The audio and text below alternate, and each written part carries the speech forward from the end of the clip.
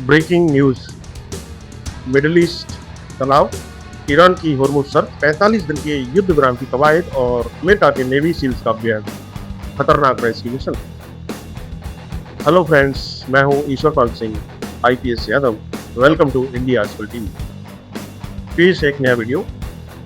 Tehran Washington, America और Iran के बीच जारी तनाव के बीच सोमवार को एक साथ कई बड़े बड़े घटनाक्रम सामने आए। एक तरफ अमेरिकी राष्ट्रपति डोनाल्ड ट्रंप की सख्त चेतावनी के बाद ईरान ने होर्मुज जल डमरूबंद खोलने के लिए सशर्त रुख अपनाया है। वहीं 37 दिन से जारी संघर्ष को रोकने के लिए 45 दिन से ये युद्ध विराम की कूटनीति जोर पकड़ती हुई दिख रही है। इस बीच अमेरिकी नेवी सील्स टीम 6, वही टीम जिसने ओसामा बिन लादेन को ढेर किया था, ने ईरान के अंदर 300 किलोमीटर घुसकर एक फंसे हुए अमेरिकी पायलट को सफलतापूर्वक बचा लिया। इस जटिल ऑपरेशन ने पूरे क्षेत्र में अमेरिका की सैन्य क्षमता का परचम फहरा दिया है। अमेरिका ईरान तनाव के बीच भारत पर खतरे के बादल। ईरान ने होर्मुज जल डमरूबंद के लिए रखी यह बड़ी शर्त। अमेरिकी राष्ट्रपति डोनाल्ड ट्रंप ने ईरान को होर्मुज जल डमरूबंद खोलने के लिए मंगलवार शाम तक की डेडलाइन रखी है। उन्होंने साफ कहा कि अगर ईरान ने ऐसा नहीं किया तो उसके पावर प्लांट और पुल तबाह कर दिए जाएंगे। हालांकि इस धमकी पर ईरान की प्रतिक्रिया दो टूक रही है। ईरान के राष्ट्रपति कार्यालय से जुड़े अधिकारी मेहदी ताबाताबाई ने कहा है कि होर्मुज जल डमरूबंद को तभी खोला जाएगा जब ट्रांजिट टोल यानी पारगमन शुल्क का एक हिस्सा युद्ध में हुए नुकसान की भरपाई के लिए इस्तेमाल किया जाएगा। वहीं ईरानी संसद के स्पीकर गालिबाफ ने ट्रंप को चेतावनी देते हुए कहा कि उनके लापरवाह कदमों का मतलब होगा कि पूरा इलाका जल उठेगा। भारत पर क्या होगा असर, विस्तार से।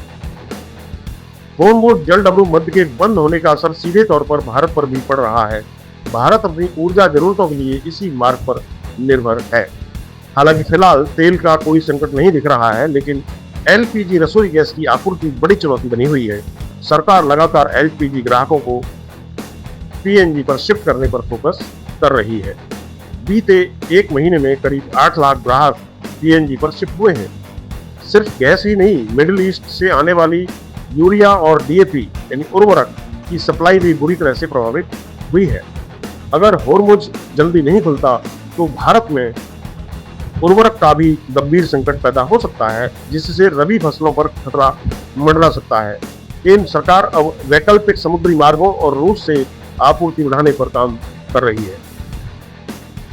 राहत की खबर, 45 दिन के युद्ध विराम पर बातचीत तेज। इन सबके बीच एक उम्मीद की खबर यह है कि अमेरिका और ईरान के बीच 45 दिन के संभावित सीज फायर युद्ध विराम को लेकर कूटनीतिक कोशिशें तेज हो गई हैं। रिपोर्ट्स के मुताबिक अमेरिका, ईरान और क्षेत्रीय मध्यस्थ देशों जिनमें पाकिस्तान, मिस्र और तुर्की शामिल है, के बीच इस प्रस्ताव पर गंभीर बातचीत चल रही है। 2 चरणों वाले इस समझौते के तहत पहले चरण में 45 दिन का सीज फायर होगा, जिसके दौरान युद्ध को हमेशा के लिए खत्म करने पर बातचीत होगी, और दूसरे चरण में युद्ध खत्म करने पर एक और औपचारिक समझौता होगा। सूत्रों के अनुसार अगर बातचीत के लिए और समय चाहिए तो सीज फायर को बढ़ाया भी जा सकता है। हालांकि व्हाइट हाउस और अमेरिकी विदेश विभाग इस पर औपचारिक प्रतिक्रिया नहीं दे रहा है। विश्लेषकों का मानना है कि अगर यह युद्ध विराम होता है तो इससे होर्मुज जल डमरूबंद को खोलने का रास्ता भी साफ हो सकता है। ऑपरेशन के देवता, नेवी सील टीम 6 का वीरतापूर्ण रेस्क्यू मिशन। 300 किलोमीटर अंदर दुश्मन के दिल में ऑपरेशन। जहां एक तरफ कूटनीतिक चालें चली जा रही हैं, वहीं अमेरिका ने सैन्य बल पर अपनी पकड़ भी मजबूत करती हुई दिखा दी है। अमेरिका ने ईरान के जैग्रोस पहाड़ों में फंसे अपने F-15E पायलट का रेस्क्यू किया। इस मिशन को नेवी सील टीम 6 ने अंजाम दिया, जो 2011 में ओसामा बिन लादेन को मारने वाली वही इकाई है। खास बात यह है कि यह ऑपरेशन ईरान की सीमा में करीब 300 किलोमीटर अंदर करके दिखाया गया। कैसे हुआ यह जटिल ऑपरेशन? 3 अप्रैल को ईरान ने अमेरिका का F-15E लड़ाकू विमान मार गिराया था। इस हमले में पायलट कोहो गिलुए और बोयर अहमद के 7000 फीट ऊंचे पहाड़ों में छिप गया। जब ईरान नेवी ने उसकी गिरफ्तारी परिणाम घोषित किया तब वह एक पहाड़ी की दरार में छिपा था। जख्मी पायलट के पास सिर्फ एक पिस्तौल और एनक्रिप्टेड बीकन था। अमेरिका ने इस मिशन में अपनी पूरी ताकत झोंक दी। सीआईए ने ईरानी खोज दलों को गुमराह करने के लिए एक फ्रॉड ऑपरेशन चलाया। रेस्क्यू टीम ने इस्फहान से 50 किलोमीटर दूर ईरान के अंदर ही एक सुनसान हवाई पट्टी पर अपना ठिकाना बनाया। यहाँ 2 MC-130J ट्रांसपोर्ट विमान और night stalker AH-6 little bird helicopter तैनात किए गए। जब तकनीक विफल हुई तो कमांडो बन गए मलबा। नष्ट करने वाले मिशन के दौरान दोनों ट्रांसपोर्ट विमान तकनीकी रूप से फंस गए। अमेरिकी सिद्धांतों के मुताबिक तकनीक दुश्मन के हाथ न लगे, इसलिए कमांडो ने विमानों को सीक्रेट सिस्टम और सॉफ्टवेयर को धमाके से उड़ा दिया। विमान तबाह होने के बाद 3 और ट्रांसपोर्ट विमान भारी गोलाबारी के बीच वहां पहुंचे। सील टीम 6 ने घायल अधिकारी और फंसी हुई बचाव टीम को सुरक्षित निकाला। इस पूरे ऑपरेशन में किसी भी अमेरिकी सैनिक की जान नहीं गई। हालांकि ईरान का दावा है कि उसने 5 अमेरिकी सैनिकों को मार गिराया है। मुसीबत में आई भगवान की याद, पायलट का अनोखा रेडियो संदेश। क्या था वह रेडियो संदेश जिसने सबको चौंका दिया? ईरान में फंसे इस अमेरिकी पायलट ने जब अपनी सेना से संपर्क किया तो उसने कोई सैन्य कोड नहीं बोला, बल्कि एक धार्मिक वाक्य कहा। रेडियो संदेश में पायलट ने कहा, ईश्वर सर्वशक्तिमान है, यानी गॉड इज ऑलमाइटी। यह संदेश एक तरह से सैनिक के लिए असामान्य था। प्राण रक्षा की ट्रेनिंग के दौरान सैनिकों को कई कोड वर्ड सिखाए जाते हैं, लेकिन इस तरह का वाक्य उनमें शामिल नहीं होता है। विशेषज्ञों का कहना है कि जब जान मुसीबत में फंसती है तो हर इंसान को सबसे बड़ी उम्मीद भगवान से ही होती है। पायलट को बचाने के बाद दूसरी तरफ से भी रेडियो पर जवाब आया, ईश्वर सर्वोत्तम है। यह घटना दिखाती है कि आधुनिक युद्ध में जहां मशीनें हैं, वहीं अंततः इंसानी मन ही सब कुछ तय करता है। सर्जिकल स्ट्राइक से लेकर हैमर स्ट्राइक तक। विश्लेषकों का कहना है कि 2011 में ओसामा बिन लादेन ऑपरेशन एक सर्जिकल स्ट्राइक था, जबकि 2026 का यह रेस्क्यू मिशन एक हथौड़े हैमर की तरह था। पहले मिशन में सिर्फ 24 सील्स और 2 हेलीकॉप्टर थे, जबकि इस बार अमेरिका ने सैकड़ों विशेष सैनिक और दर्जनों लड़ाकू विमान, उपग्रह और साइबर खुफिया की पूरी ताकत झोंक दी।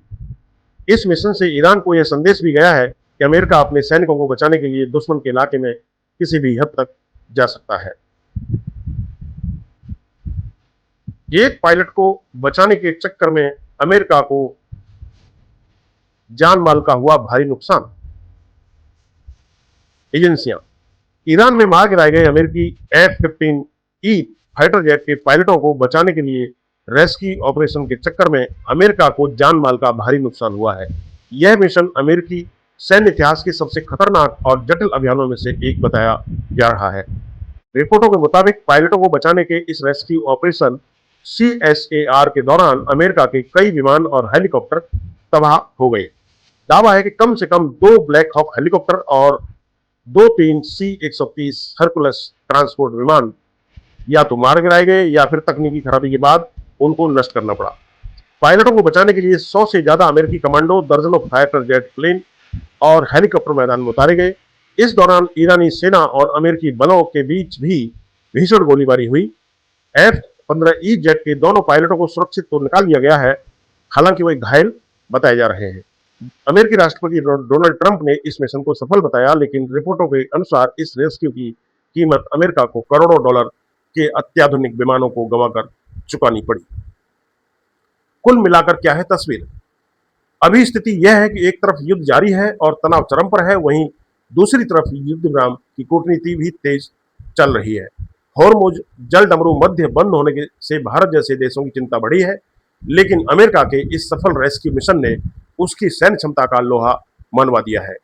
ईरान भी उसका सामना करने के लिए डटा हुआ है। आने वाले 24 से 48 घंटे यह तय करेंगे कि शांति बहाल होती है या फिर संघर्ष और बढ़ता है।